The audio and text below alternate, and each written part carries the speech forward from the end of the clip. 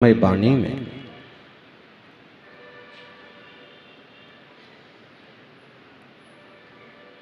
मोक्ष मार्ग के वो सूत्र आए जिनको जान करके अनेक भव्य भगवान बन गए। महावीर स्वामी कहते हैं रावण हमेशा रावण नहीं रहता। वह भी कभी पंडित था और कभी राक्षस कहलाया और कभी भगवान बनेगा। कंस कभी हमेशा कंस नहीं रहता। कंस भी कभी एक राजकुमार था और कभी तप करके भगवान बनेगा। महावीर हमेशा महावीर नहीं रहते। कभी वो भील की पर्याय में थे, कभी देव की पर्याय में थे, कभी राजकुमार की पर्याय में थे और आज सिद्ध भगवान है। और हम भी हमेशा हम नहीं रहते, हम भी बदलते रहते हैं। इस प्रवाहमान बदलते हुए संसार में जो शाश्वत ध्रुव स्वभाव को जानता है वह जीव सुखी और शांत हो पाता है। आचार्य कुंद कुंद स्वामी प्रवचन सार की 17वीं गाथा में कहते हैं कि ऐसा भी हो सकता है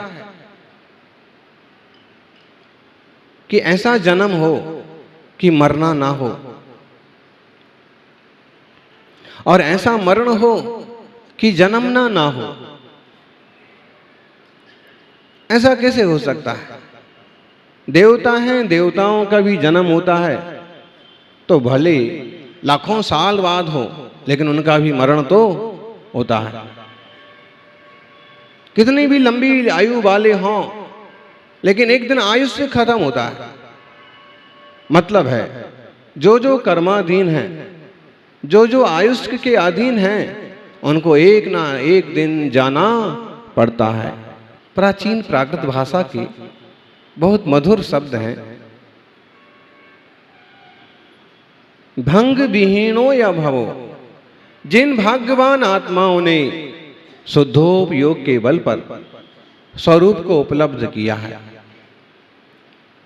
जिन तीर्थंकर भगवंतों ने, जिन मुनिराजों ने कठिन तप करके शुभोपयोग और अशुभोपयोग के आगे बढ़ करके शुद्धोपयोग पाया और शुद्धोपयोग के बल से जिन्होंने चारों घातिया कर्मों का नाश किया, घातिया कर्मों का नाश करके जो सर्वज्ञ हो गए, केवली बन गए, उनका नया जन्म हुआ है। औदारिक शरीर मिट गया है और परमौदारिक शरीर हो गया है। सब कुछ बदल गया है। भंग विहीनो या भवो, इस अपेक्षा से उनका नाम जन्म हुआ है कि नया शरीर मिला।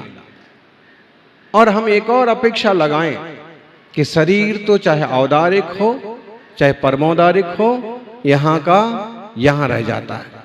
लेकिन जो उन्हें केवल ज्ञान पर्याय उत्पन्न हुई है, ज्ञान गुण की, जो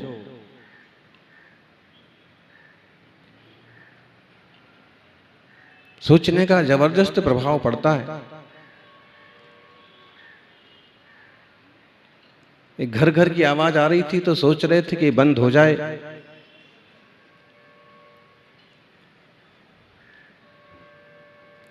आप जैसा सोचो वैसा हो भी जाता है, इसलिए हमेशा अच्छा सोचो।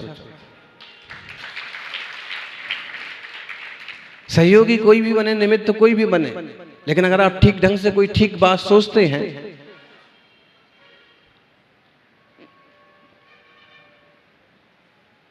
वो हो जाता है। सोच का मतलब ही तो एक तरह से शास्त्रीय भाषा में उपयोग है। विचार का मतलब ही तो एक तरह से उपयोग है। उपयोग मतलब ज्ञान, दर्शन, स्वभाव। उपयोग मतलब जानना। या तो हमारे ज्ञान की धारा अशुभ रूप रहेगी, बहुत ऐश के साथ बैठेंगे हम, कोमल बिस्तर होना, ठंडी हवा होना, मीठी चीजें होना, बढ़िया टीवी होना, पास में बीबी होना और सुगंधित इत्र होना, ये होना वो होना, ये सब उपयोग चल रहा है, विचार चल रहा है। ये कौन सा उपयोग है? अब तो पहचान गए होंगे ना इतने दिन में। इंद्रियों के प्रति, विषयों के प्रति, वासनाओं के प्रति जो चित्त दौड़ता है,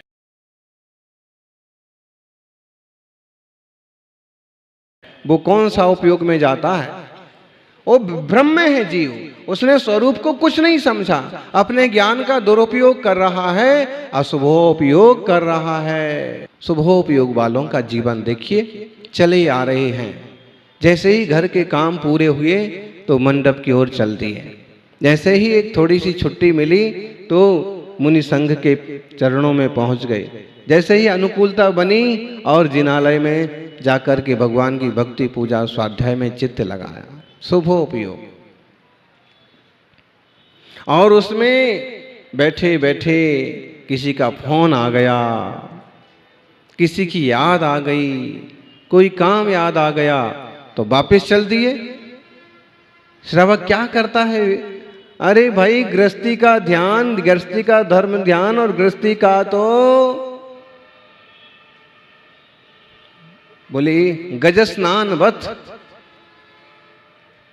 श्रावकों की निर्जरा सम्यक दृष्टि जीव भी क्यों ना हो, उनकी निर्जरा कैसी है? गज स्नानवत। गज स्नानवत मतलब जैसे हाथी को नहाते देखा आपने?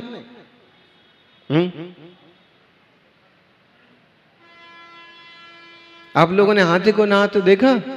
नहीं महाराज, हाथी को नहाते नहीं देखा, पतिदेव को नहाते जरूर देखा। इतना पानी फैलाते हैं, इतनी देर लगाते हैं। ध्यान रखना, बाथरूम में बहाया गया पानी भी आपके अशुभोपयोग की सूचना दे रहा है। इतना पानी केंद्रीय जीवों का घात हो रहा है। और सीधा गीजर में हम कितना करंट दौड़ा दिया और कितना पानी में आग लग गई और कितने जीवों का सत्यानाश हो गया। और उस पर भी अमुक साबुन, तमुक शैम्पू। बताइए, अशुभोपयोग। देह मल मल के जिस देह को धोते हैं वो जल जल के राख हो जाता है। अब फिर क्या करें? तो महाराज जी नहाना बंद कर दें। नहाना श्रावक बंद तो कर नहीं सकता, क्योंकि श्रावक को फिर भोर में मंदिर जाना है। जो लोग जिनालय नहीं जाते हैं, जो मुनियों का पड़गाहन नहीं करते हैं, वो ना नहाएं, कोई फर्क नहीं पड़ता, जिंदगी भर ना नहाएं। और ऐसे लोग भी मिलेंगे आपको इस साल में एक आध बार ही नहाते हैं। ठंडियों में तो ऐसे लोग आपको मिल ही जाएंगे कि महीने महीने भर तक वो सिर्फ पोंछ पोंछ के काम चलाते। अगर किसी को भक्ति पूजा नहीं करना है और अपने से महान शुद्धोपयोगी शुद्धोपयोगी प्रभु के गुरु के चरणों में नहीं जाना है तो ना नहाए। लेकिन मंदिर जाना है तो स्नान करना जरूरी है, क्योंकि पिछले 12-15 घंटों में पता नहीं कितने तरह का कचरा, कीचड़, धूल, स्पर्श, पसीना, वस्तुएं शरीर को स्पर्श कर गई। और हम भीतर से देह को तो हम उजला नहीं कर सकते हैं, कम से कम बाहर से तो इस साफ कर ही सकते हैं कि जिसमें कोई अशुद्धि न रहे। बाहर से तन को साफ करते हैं, भीतर से मन को साफ करना चाहिए। सज्जनों, तो जो भक्ति वाले जीव हैं उन्हें स्नान जरूरी है। जिन्हें मंदिर नहीं जाना है उन्हें स्नान भी जरूरी नहीं है। अब स्नान करना है तो आप देखो व्रती लोग, ब्रह्मचारी वर्ग कैसे स्नान करते हैं। जो प्रज्ञावान लोग हैं वो छान करके आधा बाल्टी पानी ले लेंगे। हमें एक ब्रह्मचारी जी का प्रसंग याद है। गांधीनगर में सुमति प्रकाश जी का आना हुआ। 8-10 दिन लगातार संघ के सानिध्य में रहे, स्वाध्याय किया, स्वाध्याय कराया। तत्व चर्चा हुई। एक दिन पूछ लिया कि नहीं साधक ने कि आप तो व्रती हैं, आध्यात्मिक साधक हैं, ब्रह्मचारी के रूप में आप प्रसिद्ध हैं, मुमुक्षु मंडलों में आपकी बहुत प्रतिष्ठा है, आप इतने व्रत लेकर के पालन कैसे करते? और जहां लोग बातें बहुत करते हैं और आचरण से दूर भागते हैं, वैसे परिवेश में भी आपका आचरण के प्रति, व्रत और प्रतिमाओं के प्रति इतना श्रद्धा, इतना प्रेम कैसे है? तो एक बात तो उन्होंने कही कि जब मैं बहुत छोटा था तब हमारी दादी आचार्य विमल सागर जी के पास लेकर के हमको जाया करती थी, और महाराज जी मुनि राजों का चारित्र देख करके तो दिल पर छाप पड़ती ही है।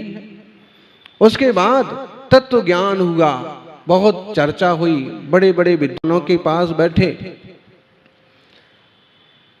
तो ये निश्चित हुआ कि आत्म कल्याण करना है तो वेद विज्ञान जरूरी है, और वेद विज्ञान के साथ संयम भी जरूरी है। इसलिए हम देश संयम का जीवन जीते हैं।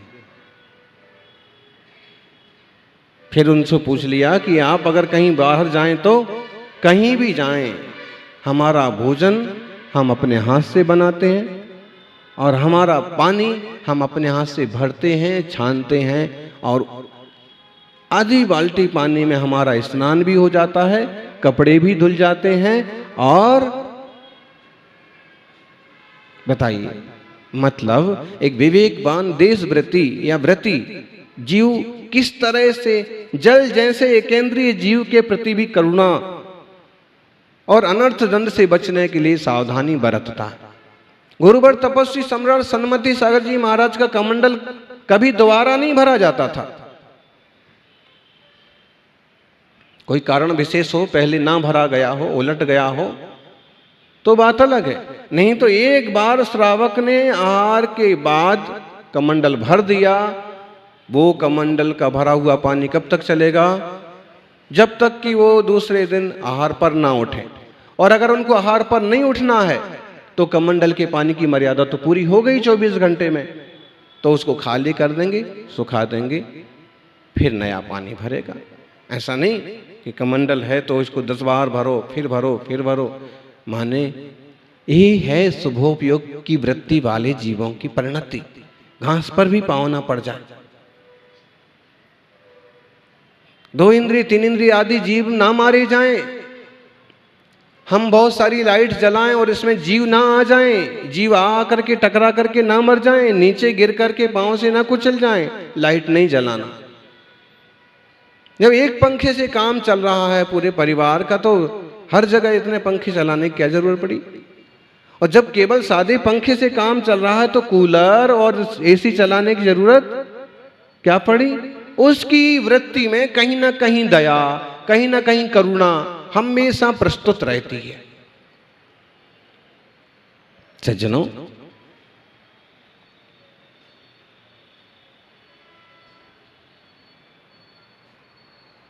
आजकल तो शैम्पू वाले भी अंडे वाले शैम्पू के विज्ञापन छापने लगे।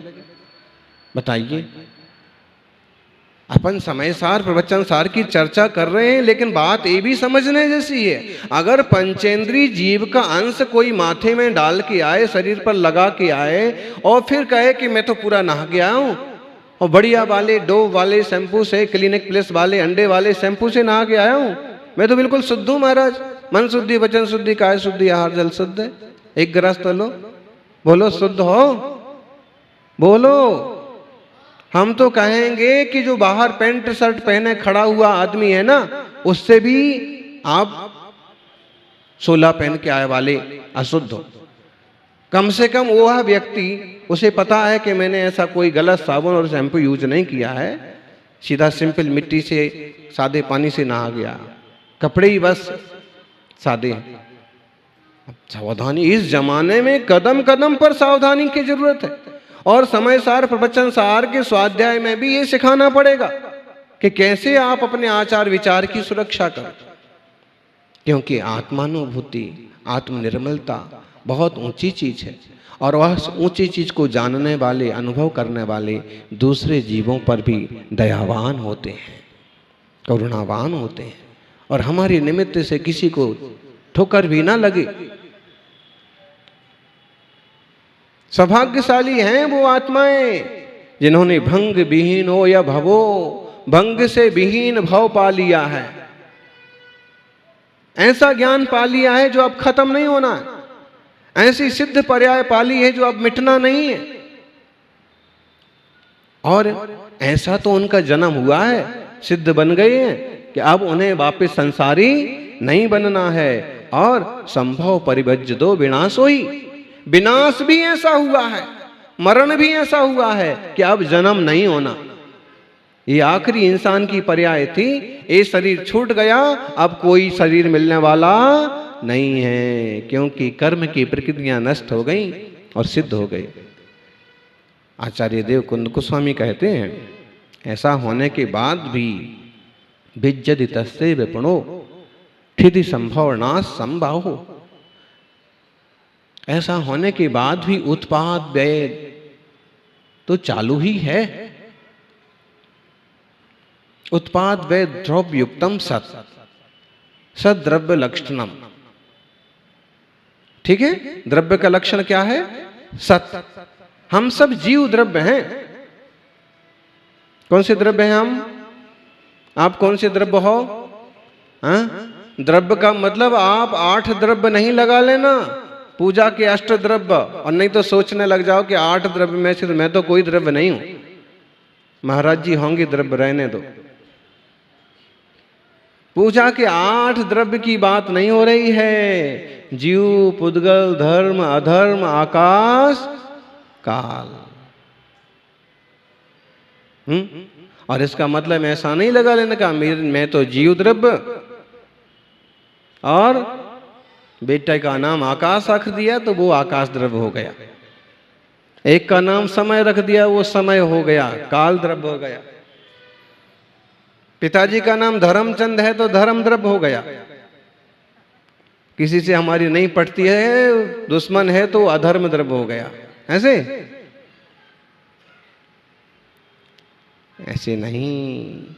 लोक इन 6 द्रव्यों से आश्रित है, इनसे ही तो लोक की रचना हुई है। और हम जीव हैं, और यह जीवात्मा शुद्ध होकर के सिद्ध हो जाता है तो ऐसा जन्म हो गया कि अब वापस उसका मरण होने वाला नहीं है। और ऐसा मरण हो गया पिछली पर्याय का कि अब वापस वो संसार वाली अवस्था जन्मने वाली नहीं है। ठीक है।